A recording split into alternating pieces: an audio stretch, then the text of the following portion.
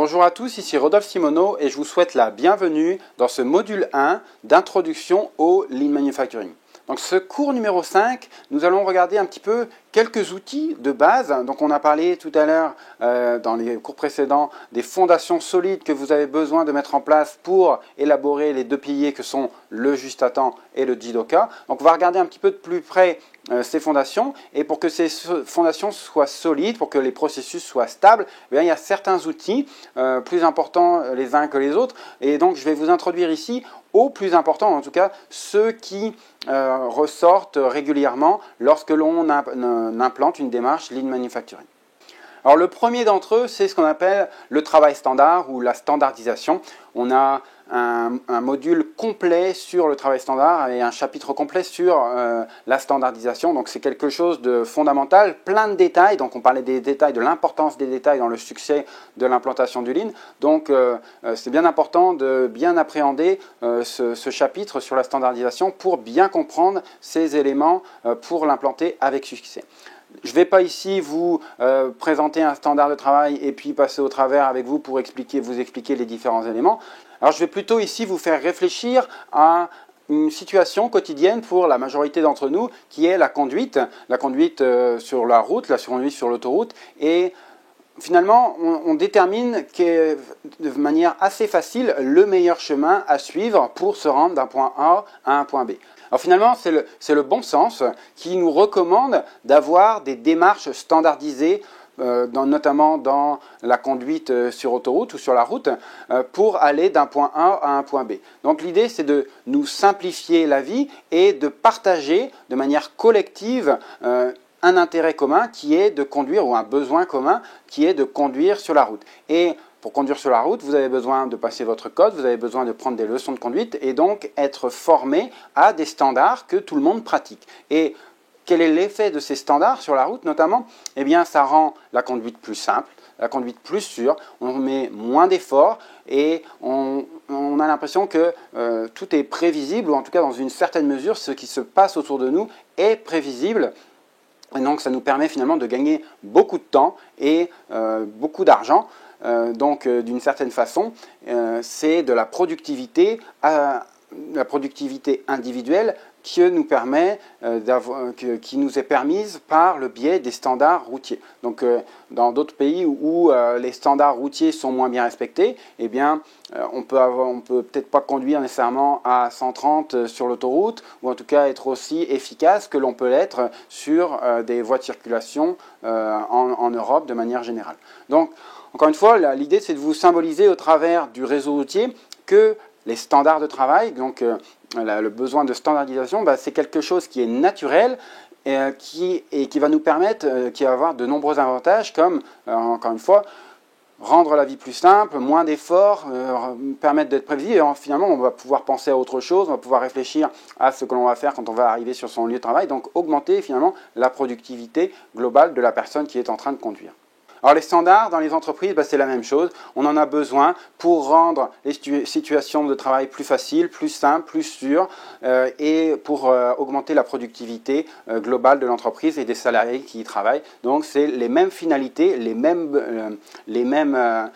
moyens et pour la même finalité, même si la standardisation, on a souvent cette image du Fordisme avec cette parcellisation des tâches, avec le Taylorisme, avec cette parcellisation des tâches, donc des petites tâches répétitives, les temps modernes de Chaplin avec la personne qui tourne les boulons toute la journée. Donc il va falloir faire ça de manière intelligente, et c'est la volonté du Lean Manufacturing de standardiser de manière intelligente, mais de standardiser effectivement parce que, on le voit sur le réseau routier, ça rend les situations de conduite beaucoup plus faciles.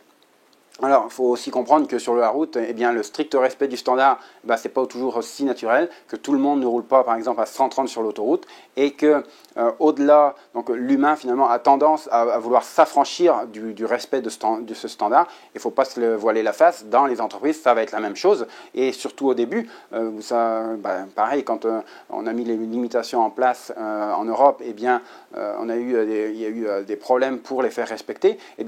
Dans les entreprises, la même chose. chose, il va devenir évident que la bonne application du standard doit être contrôlée. Et on va mettre des outils en œuvre pour que les standards soient contrôlés de manière régulière et pour s'assurer que tout le monde s'affranchisse du respect du standard et que la ligne hiérarchique, le management, joue un rôle important dans la démarche de standardisation et qu'elle le joue de manière intelligente, qu'elle n'est pas là de manière répressive, mais qu'elle est vraiment là dans une démarche d'amélioration des processus lorsque, on va parler notamment d'audit, lorsqu'elle va auditer les différents standards sur lesquels sont attendus les salariés.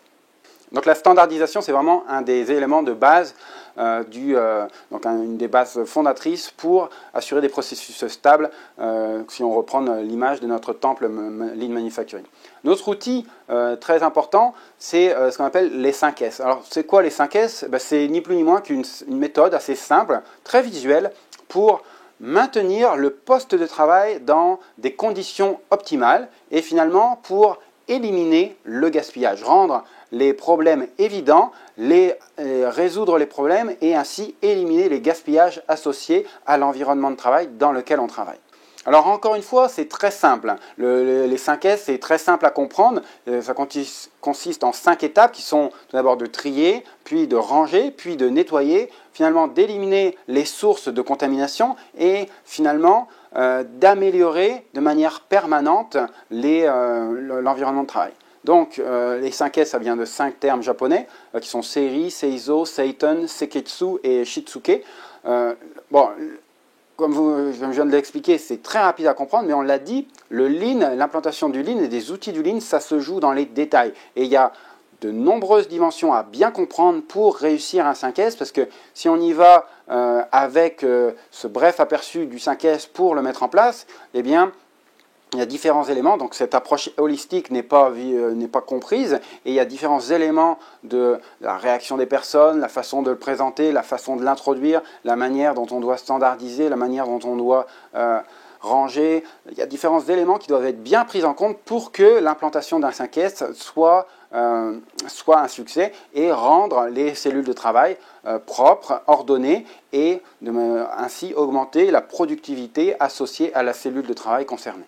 On va pouvoir aussi parler de la maintenance autonome, un des éléments d'un concept plus global qui est la maintenance productive totale, la TPM, Total Productive Maintenance. Ça consiste en quoi la TPM? Ça va faire que une maintenance qui va être réalisée par tous les opérateurs dans laquelle tous les opérateurs vont être impliqués. Donc c'est la maintenance productive et la maintenance autonome sont des activités, des concepts qui vont amener les opérateurs à être responsabilisés par rapport à leurs équipements de travail et ainsi augmenter la fiabilité, augmenter les taux de disponibilité, diminuer les casses des différents équipements qui vous permettent de réaliser les services que vous rendez à vos clients ou encore les biens que vous fabriquez pour votre client. Un autre outil assez populaire dans la démarche Lean Manufacturing, ce qu'on appelle le SMED, les changements rapides de série, en 1 minute. Donc le but, ça va être la réduction des temps de changement quand on a un mix produit. Donc on fabrique des voitures rouges pour passer à une voiture verte. Donc le changement, les changements associés, changement de peinture, je ne connais pas exactement ce type de changement. Mais l'idée, ça va être de rendre l'organisation flexible avec les changements rapides de série en partant des situations initiales où on fabrique des tailles de lot assez importantes parce que l'on sait que quand on change de série, ça prend beaucoup de temps et que l'inefficacité associée au changement de série va nous obliger à les diminuer de manière à respecter le quota de production que l'on doit faire dans la journée. Et donc, on va essayer de les diminuer le plus possible et en diminuant le plus possible les changements de série, eh bien, on va diminuer la flexibilité de notre entreprise. Donc la démarche SMED va nous apporter une méthodologie pour diminuer ces changements de série, pour les rendre rapides, donc changement rapide de série ou SMED, et ça va d'une part soit nous donner de la flexibilité, plutôt que dans l'exemple que l'on voit, plutôt que d'avoir 6 changements de série possibles dans la journée pour changer dans notre mix produit. Avant, on va pouvoir faire 12 si on diminue par 2 pour un même temps de production. Ou bien, tout simplement, si on n'a pas besoin de changer aussi souvent, eh bien, on va augmenter le taux de disponibilité des équipements. Donc, pour 6 changements de série qui durent 2 fois moins longtemps, eh bien, on va augmenter le temps disponible pour fabriquer le produit. Donc, différents éléments de flexibilité ou d'augmentation de capacité associés à la mise en œuvre des changements rapides de série. Alors, les changements rapides de série, c'est très complexe, c'est une démarche vraiment structurée pour les mettre en œuvre, mais c'est très puissant parce que vous allez dégouloter certains processus qui aujourd'hui peuvent vous sembler à la limite de leur capacité de production. Alors, je vais aussi dire un petit mot rapide sur le Kaizen. Alors, qu'est-ce que le Kaizen? Le Kaizen, c'est un terme japonais qui veut dire amélioration continue. Donc, ce n'est pas un outil en tant que tel, c'est plutôt une philosophie de l'entreprise, donc une philosophie d'amélioration continue. Alors, on a un chapitre sur les Kaizen et on va notamment expliquer un petit peu en quoi consiste cette philosophie, en quoi consistent ces différents principes et comment les mettre en œuvre. Et donc là, on est vraiment dans cette approche holistique dont on parlait dans le cours numéro 1, ce besoin d'approche holistique. Donc le Kaizen, la philosophie Kaizen va permettre de donner un sens à tous ces outils qu'on va implanter, à donner un sens global vers lequel on veut se diriger avec l'approche Lean Manufacturing.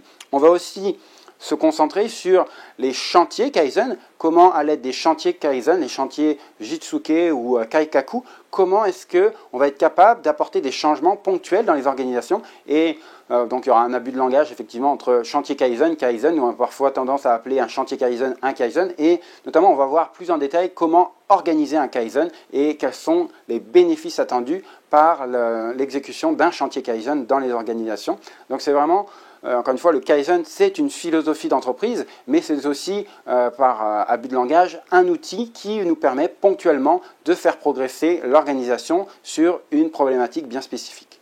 Et finalement, bien sûr, le management visuel. Alors, les managements visuels, on va le voir dans les différents outils, c'est inhérent à chacun d'entre eux, mais l'idée, c'est d'avoir des indicateurs visuels qui vont diffuser des informations via des panneaux et des signes lumineux, par exemple. Donc les signaux visuels qui vont être là pour attirer l'attention sur le signal et transmettre une information bien déterminée à la personne ciblée. On va avoir aussi des contrôles visuels, donc pour provoquer, donc on va voir ça notamment dans les Pokayoke, pour provoquer une réaction, pour structurer l'information ou demander une réaction par rapport à ce contrôle visuel qui est observé. Et ce qu'on appelle les garanties visuelles, donc qui empêchent de faire des erreurs. C'est aussi la notion de Pokayoke ou de détrompeur. Donc le management visuel, encore une fois, c'est inhérent à chacun des outils. C'est quelque chose qu'on va retrouver en trame de fond sur chacun des outils et que l'on va mettre en place à plus ou moins forte dose pour rendre notre environnement de travail, notre organisation, la plus intuitive possible par rapport à ce que l'on peut voir. Donc voilà qui conclut cet aperçu des principaux outils que l'on va couvrir beaucoup plus en détail, encore une fois, dans les prochains modules, les prochains cours.